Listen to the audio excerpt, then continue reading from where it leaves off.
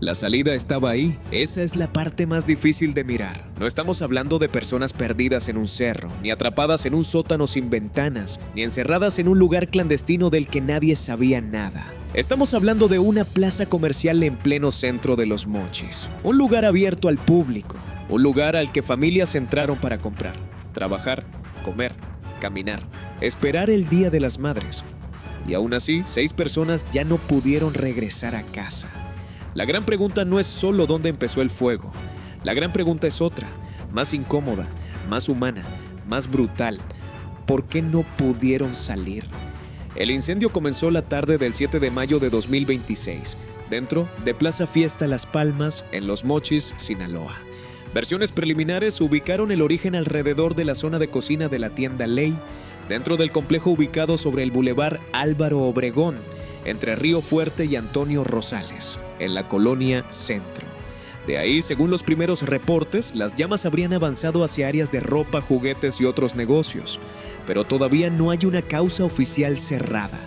La Fiscalía de Sinaloa mantiene los peritajes abiertos, y eso es clave, porque una cosa es saber dónde comenzó el humo, y otra muy distinta es entender por qué ese humo se volvió una trampa. Antes de seguir, suscríbete a Alerta Roja porque aquí vamos caso por caso, pista por pista, hasta donde otros no quieren mirar. Hay un video de apenas segundos que resume el terror. No hace falta verlo completo para entenderlo.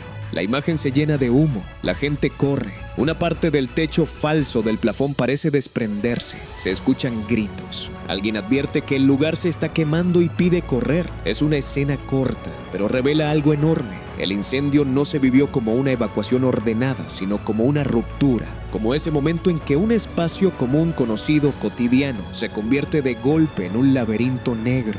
Al principio los números fueron cambiando. Primero se habló de decenas de personas atendidas, de intoxicados, de traslados hospitalarios, de cuerpos visibles dentro del inmueble. Después vino la confirmación más dura. 6 personas murieron, 4 mujeres y 2 hombres. Entre los nombres identificados públicamente aparecen Mirna Morales González, Estefana González Parra, Rosa Amelia Bojorquez Rojo, Marta Elena Bacasegua Ispuro, Camilo Zazueta y José Fabián Montoya Higuera. No son cifras, no son víctimas en abstracto. Son personas que tenían familia, rutinas, deudas, planes, compras pendientes, llamadas sin contestar y una vida que no estaba preparada para terminar dentro de una plaza comercial. Y aquí viene lo más doloroso. Mirna y Estefana, madre e hija, habrían entrado a comprar ropa para el Día de las Madres. Esa frase parte el caso en dos, porque cambia la imagen mental. Ya no vemos solo humo y patrullas. Vemos a una familia escogiendo algo para una celebración. Vemos una salida que parecía cercana. Vemos a José Jesús, pareja de Mirna, intentando buscarlas adentro hasta que los bomberos tuvieron que rescatarlo con quemaduras en el cuerpo y en el rostro. Vemos a una familia que no perdió a una persona, sino a 2 generaciones en el mismo incendio. Y vemos a Marta Elena Bacasegua Ispuro, trabajadora de Casa Ley, reconocida por la empresa como una colaboradora fallecida en medio de la emergencia. Lo confirmado ya es grave, lo que falta por confirmar podría ser peor. Porque la pregunta no se apaga con el fuego, al contrario, se vuelve más grande cuando uno mira los detalles.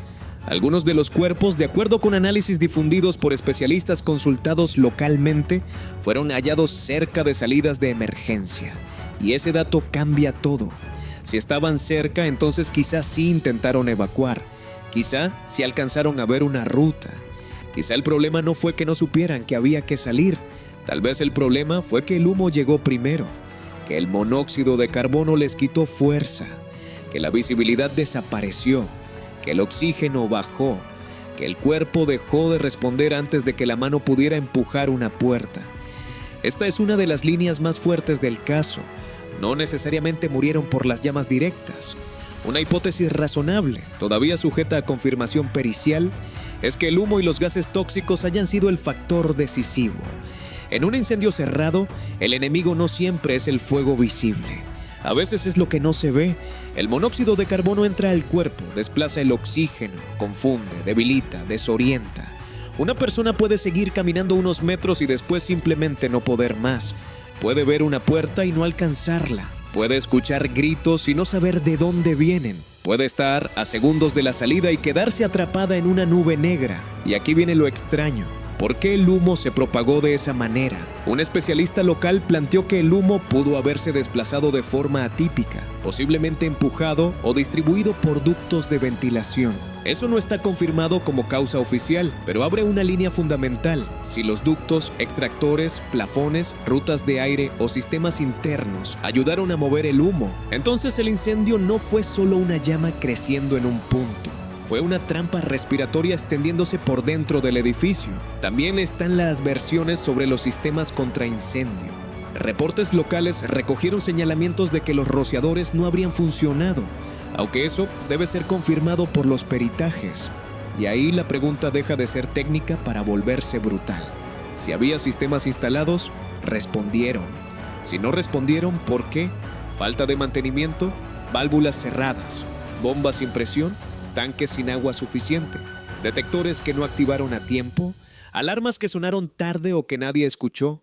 Esto no prueba una omisión, pero sí marca una ruta de investigación obligatoria, porque un centro comercial no se protege con buena suerte, se protege con mantenimiento, con rutas libres, con extintores vigentes, con personal entrenado, con alarmas, con detectores, con lámparas de emergencia, con puertas que abran hacia el flujo de salida, con señalización visible aunque haya humo, con simulacros, con brigadas, con dictámenes, con bitácoras, con pruebas reales, no solo con papeles guardados en una carpeta. Y aquí aparece otro punto delicado.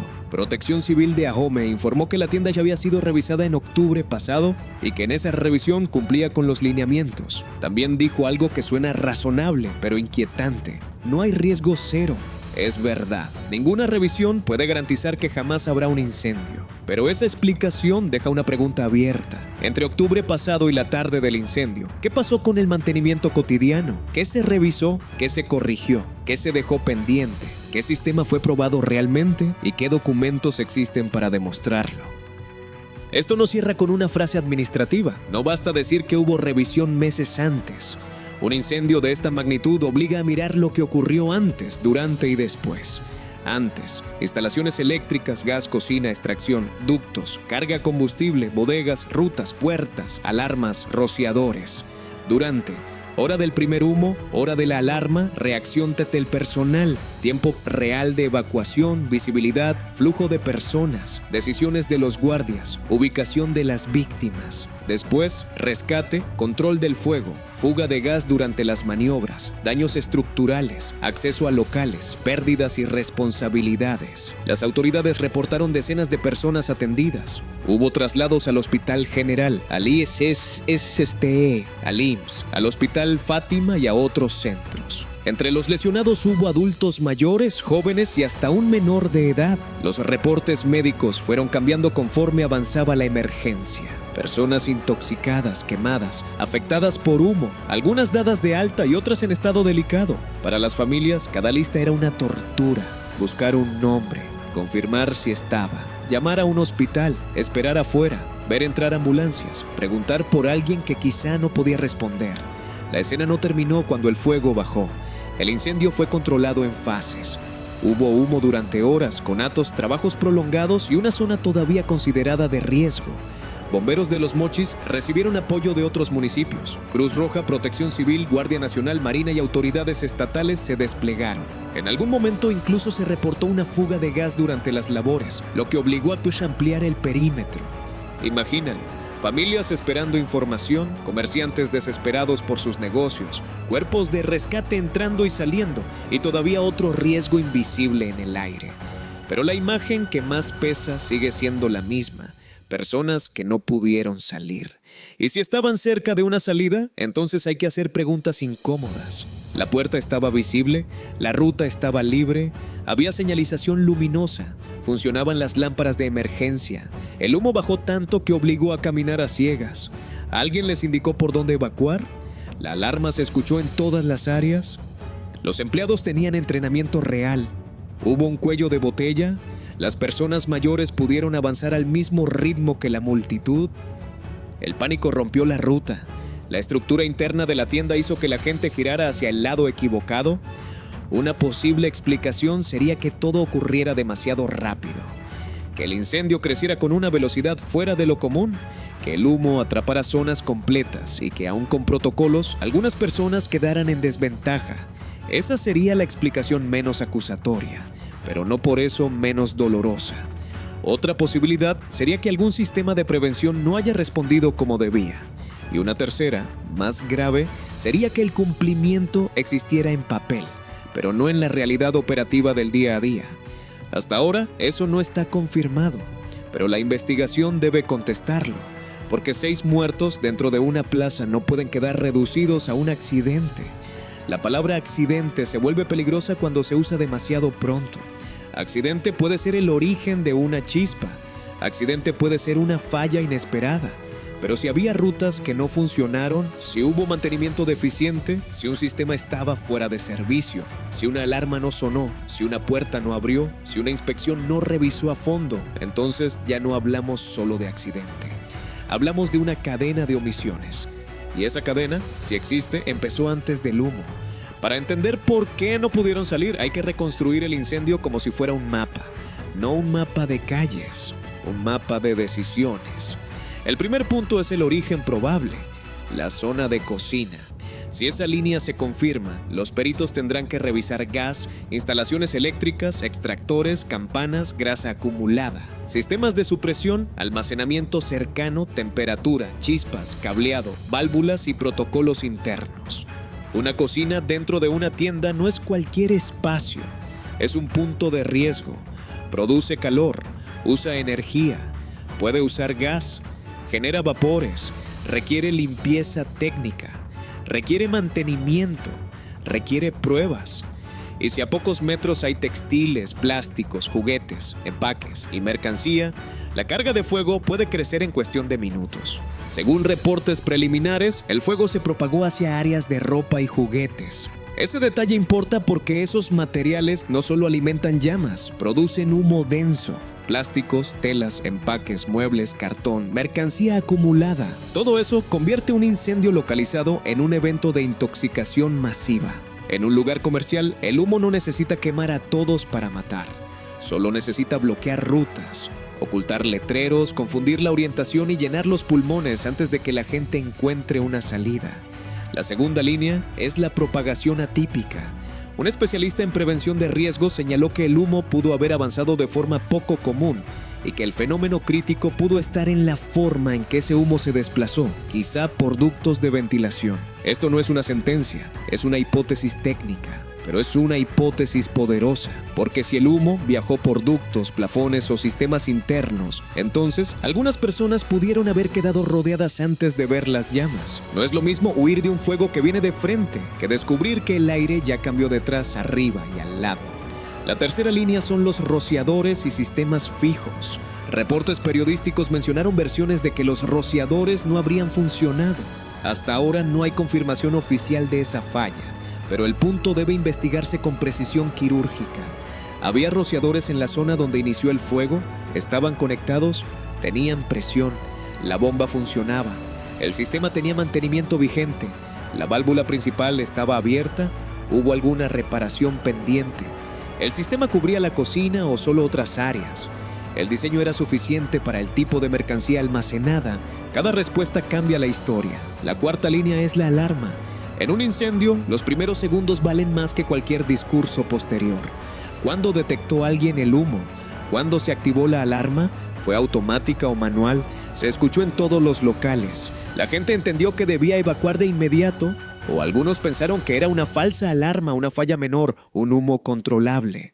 La diferencia entre evacuar a tiempo y esperar un minuto puede ser la diferencia entre respirar aire y respirar veneno. La quinta línea es la evacuación real. Protección Civil de Ahome afirmó que en otros negocios como Coppel, Woolworth y otros establecimientos se activaron protocolos de evacuación de manera correcta. Eso abre una división importante dentro del mismo caso. Si en algunas áreas la evacuación funcionó, ¿por qué en otras no? La zona crítica quedó aislada por humo antes de que se completara la salida.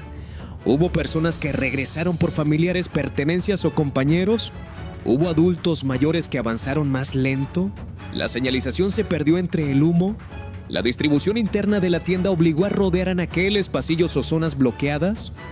Y si quieres seguir entendiendo cómo se conectan estas piezas, suscríbete a Alerta Roja, porque esta historia todavía no termina y cada nuevo dato puede cambiarlo todo. Ahora viene el corazón del caso: mantenimiento y normas.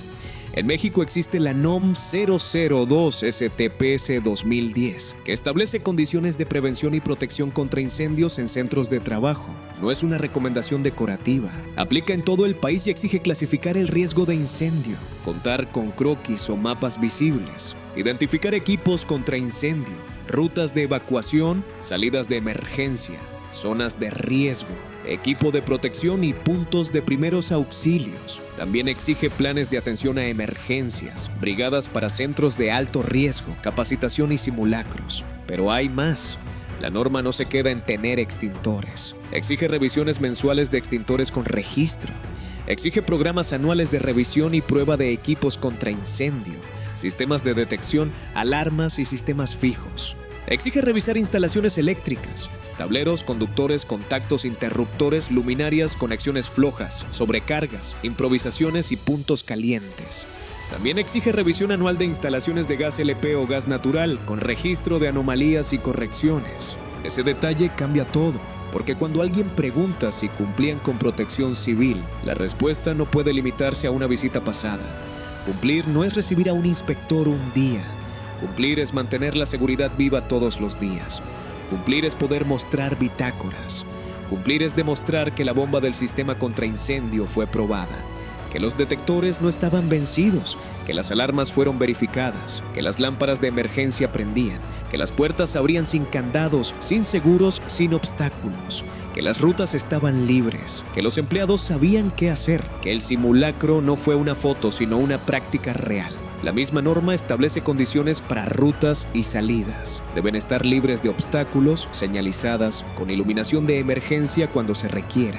Y las puertas de emergencia deben abrir en el sentido del flujo, desde el interior, mediante una operación simple de empuje, sin obstáculos, candados, picaportes o seguros durante la jornada. También se contempla que, cuando la distancia al punto más alejado supera ciertos límites, la evacuación debe poder realizarse en un tiempo máximo de 3 minutos. Y aquí aparece una pregunta devastadora. Si el estándar habla de evacuar en minutos, ¿qué falló para que 6 personas no alcanzaran a salir? La Ley General de Protección Civil y su reglamento también hablan de programas internos de protección civil. Esos programas deben identificar riesgos, establecer medidas de prevención, incluir señalización, mantenimiento preventivo y correctivo, equipo de seguridad, capacitación, directorios, inventarios y simulacros. El reglamento prevé que los programas tengan vigencia anual y que sean revisados o actualizados periódicamente, además de realizar simulacros al menos 2 veces al año. Entonces, la pregunta sobre permisos actualizados debe traducirse a preguntas concretas. ¿Existía programa interno de protección civil vigente? ¿Cuándo fue autorizado? ¿Qué autoridad lo revisó? ¿Incluía a toda la plaza o solo a locales por separado? ¿La tienda ley tenía dictámenes propios? ¿Había constancias de simulacros recientes? ¿Las brigadas estaban integradas? ¿Los empleados de turno ese día habían recibido capacitación? ¿Había evidencia de mantenimiento correctivo? ¿Qué observaciones hizo Protección Civil en la revisión de octubre pasado? ¿Hubo observaciones menores? ¿Se subsanaron? ¿Quién firmó? Porque una revisión de octubre puede decir que algo estaba en regla en ese momento, pero la seguridad no se congela en octubre. Una válvula puede cerrarse después, un detector puede fallar después, un extintor puede quedar descargado después, una salida puede ser obstruida después, un sistema eléctrico puede calentarse después, una campana de cocina puede acumular grasa después, un local puede modificar su distribución después. Un pasillo puede llenarse de mercancía después. El papel envejece más lento que el riesgo. Protección Civil de AHOM defendió que la revisión se hizo y que en ese momento se cumplieron los lineamientos. También dijo que ninguna inspección elimina por completo la posibilidad de un siniestro. Eso es cierto. Pero la investigación no puede quedarse ahí. El peritaje debe comparar lo documentado con lo encontrado después del fuego. Si el expediente decía que había rutas libres, ¿las rutas estaban libres ese día? Si decía que había sistemas en funcionamiento, ¿funcionaron? Si decía que había entrenamiento, ¿el personal actuó con coordinación? Si decía que había señalización, ¿Era visible con humo? La Fiscalía de Sinaloa abrió investigaciones. Se habla de una carpeta por hechos que podrían encuadrarse como homicidio culposo y daños culposos, según reportes de medios nacionales y locales. Los peritajes incluyen áreas como criminalística, explosivos e incendios, y los especialistas solo han podido avanzar en zonas donde las condiciones estructurales lo permiten. Eso también explica por qué la respuesta final no puede salir al día siguiente. Un edificio quemado habla, pero habla entre cenizas, estructuras debilitadas, cables fundidos, tuberías alteradas y testimonios fragmentados. Mientras tanto, la plaza sigue bajo resguardo. La reapertura no depende solo de la voluntad de comerciantes o dueños. Depende de dictámenes, de condiciones estructurales, de que Fiscalía, Protección Civil y bomberos determinen que ya no hay riesgo. La zona fue vigilada por autoridades y el proceso puede tardar porque no se trata de un solo local. Son muchos negocios, muchos daños, muchos puntos que revisar. Y ahí aparece otra dimensión del dolor: los comerciantes. Más de 120 locatarios resultaron afectados de una u otra forma. Algunos perdieron mercancía. Otros quizá no vieron arder su local, pero quedaron atrapados en la incertidumbre. No pueden abrir, no pueden vender, no pueden recuperar inventarios, no pueden acceder libremente a computadoras, tickets, facturas, registros de mercancía. Algunos negocios pequeños no tienen la espalda financiera de una gran cadena. Para ellos, cada día cerrado es otra pérdida.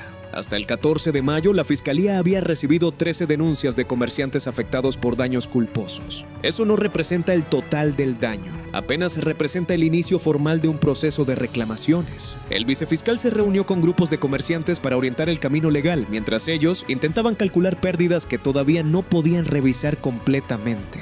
La palabra que se repite es millonarias, pero el monto real sigue abierto. El alcalde de Ahome señaló que, de acuerdo con su conocimiento, la plaza contaba con seguro para cubrir daños. Pero incluso si el seguro existe, no lo cubre todo de inmediato. No cubre el trauma de una familia que fue a comprar ropa y recibió una llamada imposible. No cubre la angustia de un trabajador que no sabe si seguirá cobrando. No cubre la clientela perdida. No cubre la sensación de que el lugar donde vendías, comprabas o trabajabas dejó de ser seguro. Entonces, apareció una contradicción mayor. Las autoridades dicen que hubo revisión y que algunos protocolos funcionaron. Los especialistas hablan de humo atípico, posible desplazamiento por ductos y víctimas cerca de salidas. Los reportes mencionan versiones sobre rociadores que deberán verificarse. La Fiscalía todavía no concluye causa y 6 personas murieron. Ahí es donde la versión empieza a romperse, no porque ya exista un culpable señalado, no porque se pueda acusar sin peritajes, sino porque cada dato abre otra pregunta. Si el fuego inició en cocina, ¿qué encendió el primer punto? Si el humo avanzó por ductos, esos ductos tenían mantenimiento. Si los rociadores no respondieron, ¿quién debía revisarlos? Si las rutas estaban cerca, ¿por qué no fueron suficientes? Si los protocolos eran correctos, ¿por qué la muerte se concentró en personas que aparentemente intentaban salir? Si la revisión fue meses antes, ¿qué garantía había de que las condiciones seguían iguales? Lo confirmado hasta ahora es que hubo 6 muertos, decenas de lesionados, más de un centenar de comerciantes afectados y una investigación abierta. Lo que todavía no está confirmado es la causa exacta, la posible falla de sistemas específicos y el grado de responsabilidad de cada actor. Pero hay otra lectura más inquietante. Quizá este incendio no revela solo lo que pasó en Plaza Fiesta Las Palmas. Quizá revela una costumbre nacional, la costumbre de creer que protección civil es un trámite, hasta que el humo demuestra que era la diferencia entre vivir y morir. Después del incendio, el gobierno de Sinaloa anunció que intensificaría revisiones de plazas comerciales y restaurantes en los 20 municipios del estado. La medida busca verificar instalaciones seguras, rutas de evacuación, equipos contra incendio y protocolos actualizados. Y aunque esa respuesta es necesaria, también deja una pregunta amarga. ¿Por qué tantas revisiones profundas llegan después de la tragedia y no antes? Ese detalle cambia todo, porque Los Mochis empieza como una nota local, con humo saliendo de una plaza, ambulancias, familias buscando nombres y comerciantes contando pérdidas. Pero poco a poco se convierte en una pregunta nacional. ¿Cuántos establecimientos en México tienen rutas de evacuación reales y no solo flechas pegadas en la pared? ¿Cuántos extintores están vigentes? ¿Cuántas alarmas funcionan? ¿Cuántos simulacros son ensayos verdaderos y cuántos son firmas en una hoja? ¿Cuántos restaurantes revisan sus instalaciones de gas como deben? ¿Cuántas plazas prueban sus bombas contra incendio? ¿Cuántas puertas de emergencia están libres ahora mismo? México es un país que aprendió a hablar de terremotos. Tenemos simulacros sísmicos, alarmas, memoria colectiva, protocolos que se activan cuando la tierra se mueve. Pero el fuego cotidiano sigue siendo un enemigo subestimado. No llega con sirena nacional, no avisa con semanas de anticipación. Puede empezar por una chispa, una freidora, un contacto sobrecargado, una fuga, un cable improvisado, una bodega llena de cartón o una campana sin limpieza. Y cuando se combina con humo tóxico, falta de mantenimiento y mala evacuación, se vuelve una sentencia. Los datos oficiales muestran que el problema no es pequeño. El Censo Nacional de Gobiernos Estatales del INEGI reportó que, en un año reciente, las unidades estatales de protección civil atendieron 56.009 eventos, de los cuales 7.373 fueron incendios estructurales en lugares como casas, edificios, escuelas y comercios. Esos son solo eventos atendidos por instancias estatales, no necesariamente todo el universo de incendios municipales, domésticos o privados del país. Aún así, la cifra deja ver la dimensión. Miles de estructuras se incendian cada año. Y la industria de protección contra incendios ha difundido estimaciones todavía más amplias. Más de 95,000 incendios urbanos y no urbanos al año en México. Alrededor de 260 al día. Otros reportes especializados han advertido pérdidas económicas de decenas de miles de millones de pesos asociadas a incendios en años recientes. Estas cifras no deben leerse como una misma base estadística exacta, porque mezclan universos distintos, pero sí apuntan a una realidad común. El fuego no es un evento raro. El fuego es una emergencia diaria. Y aquí viene lo más inquietante. El especialista Omar Mendoza Silva, al hablar del caso de los mochis, sostuvo que menos del 20% de los negocios formalmente registrados en AHOM cumplirían al 100% con las disposiciones de seguridad y prevención. Si ese dato refleja siquiera una parte de la realidad, entonces el incendio no es una anomalía aislada, es una advertencia. Porque si una ciudad no tiene cumplimiento robusto en la mayoría de sus establecimientos, entonces cada plaza, cada restaurante, cada mercado y cada bodega con alto flujo de personas se convierte en una pregunta pendiente.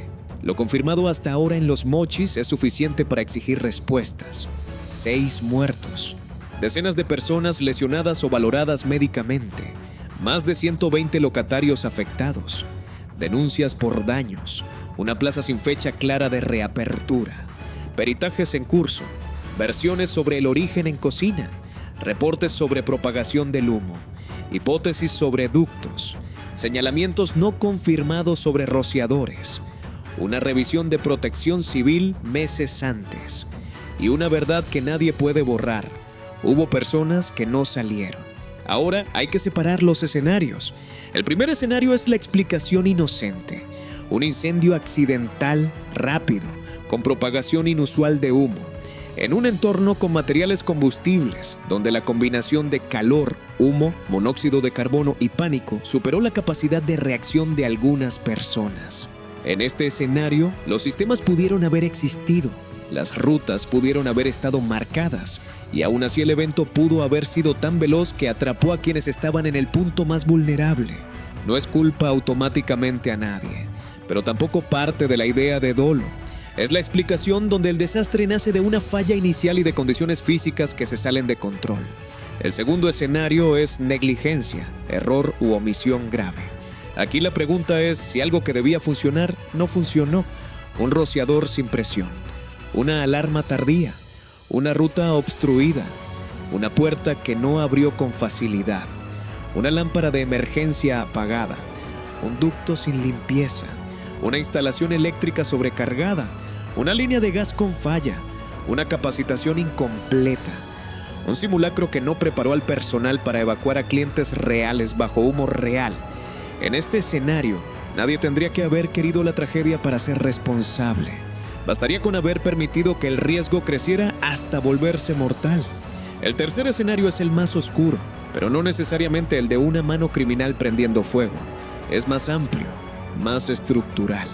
Es el escenario donde el país entero acepta que cumplir normas sea un trámite, donde una carpeta sustituye una prueba, donde un sello pesa más que una puerta libre, donde se inspecciona para cerrar expediente, no para salvar vidas, donde el empresario ve el mantenimiento como gasto, donde la autoridad ve la revisión como rutina, donde el trabajador no recibe capacitación, donde el cliente confía porque el lugar está abierto y donde todos descubren demasiado tarde que la seguridad existía en papel, pero no en el aire que tenían que respirar. Si esa línea se confirma, entonces el caso cambia por completo, porque ya no estaríamos ante un incendio de una plaza, estaríamos ante un espejo nacional, un espejo que nos obliga a preguntarnos cuántos lugares abiertos hoy tienen dictámenes vencidos, extintores sin revisión, programas internos copiados, rutas ocupadas por mercancía, cables improvisados, cocinas sin mantenimiento, ductos sucios,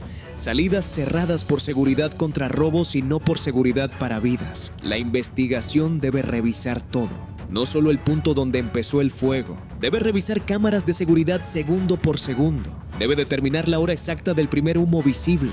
Debe revisar si la alarma se activó y cuándo. Debe ubicar a las víctimas en un plano real del inmueble. Debe medir la distancia entre sus cuerpos y las salidas. Debe revisar si había obstáculos. Debe reconstruir la ruta que intentaron tomar. Debe analizar la concentración probable de monóxido de carbono. Debe verificar si los ductos de ventilación, extracción o aire acondicionado pudieron transportar humo. Debe examinar el sistema eléctrico, las líneas de gas, la cocina, las campanas, la grasa acumulada, el estado de válvulas, bombas, sensores, paneles de alarma, hidrantes, mangueras, extintores y rociadores.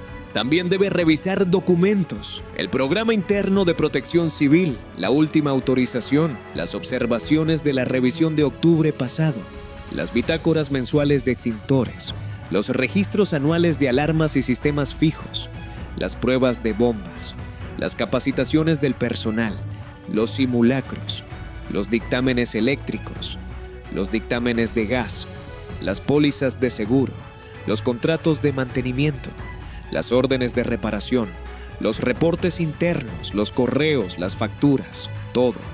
Porque en una tragedia así, la verdad no está solo en las cenizas, también está en los papeles que alguien firmó antes. Y la investigación debe escuchar a los sobrevivientes, no como trámite, como pieza central. Escucharon alarma, vieron personal guiando, qué puerta intentaron usar, había humo en el pasillo, las luces fallaron, alguien les dijo que no salieran por cierta ruta, alguien abrió una salida, alguien regresó por familiares. ¿Cuánto tiempo pasó entre el primer olor a quemado y la orden de evacuar? ¿Qué escucharon? ¿Qué vieron? ¿Qué sintieron antes de caer? Porque el dolor también es evidencia. No evidencia pericial, pero sí evidencia humana. Una familia que cuenta que una madre y una hija fueron por compras para el Día de las Madres revela el absurdo de morir en un lugar donde uno va a preparar una celebración. Un trabajador fallecido revela que quienes sostienen la operación diaria de estos lugares también son los primeros expuestos. Un comerciante que no puede entrar por su mercancía revela que el incendio no solo mata cuerpos, destruye patrimonios. Un sobreviviente con quemaduras revela que en medio del caos hubo gente que intentó buscar a los suyos cuando el instinto de supervivencia decía salir. Lo más inquietante vino después, porque las revisiones se van a multiplicar. Las autoridades van a recorrer plazas, los negocios van a mostrar papeles, algunos van a comprar extintores de última hora, otros van a despejar pasillos, otros van a pintar flechas. Y por unos días, quizá por unas semanas, todos van a mirar las salidas de emergencia. Pero la verdadera prueba no es esta semana. La verdadera prueba es dentro de meses.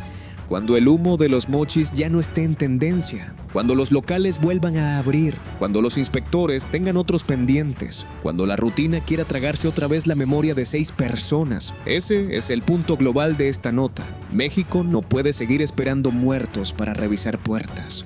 No puede esperar incendios para probar alarmas. No puede esperar intoxicados para limpiar ductos. No puede esperar pérdidas millonarias para exigir bitácoras. No puede esperar que una plaza se convierta en ceniza para preguntarse si el mantenimiento era real. La prevención que llega después del funeral ya no es prevención, es reacción. Y aquí la pregunta final no es cómoda, porque todos hemos estado en lugares así. Todos hemos entrado a una plaza sin mirar salidas, a un cine sin revisar puertas, a un restaurante sin preguntar por gas, a una tienda sin pensar en rutas de evacuación. Todos hemos confiado en que alguien más revisó, que alguien más firmó, que alguien más sabe, que si el lugar está abierto entonces es seguro. Pero Los Mochis nos obliga a romper esa confianza automática. Si quieres que sigamos investigando este caso y todos los que sacuden al país, suscríbete a Alerta Roja, activa la campana y déjame en comentarios qué pista crees que cambia toda la historia. Hasta ahora no está confirmado que una puerta estuviera bloqueada. No está confirmado que un sistema haya fallado. No está confirmado el origen final del incendio. No está confirmada una responsabilidad penal específica. Pero sí está confirmado que 6 personas murieron dentro de un espacio que debía permitirles salir. Y eso basta para exigir una investigación sin suavizar palabras. Porque tal vez el incendio empezó en una cocina. Tal vez el humo viajó por ductos. Tal vez el monóxido de carbono venció a las víctimas antes de que tocaran la puerta. Tal vez los sistemas no respondieron. Tal vez los papeles estaban en regla. Tal vez no. Pero la pregunta sigue ahí, negra, pesada, insoportable. Si la salida estaba cerca, ¿qué fue lo que realmente les cerró el camino? ¿El humo, el pánico, una falla, una omisión o un país que sigue confundiendo tener permisos con estar preparado para salvar vidas?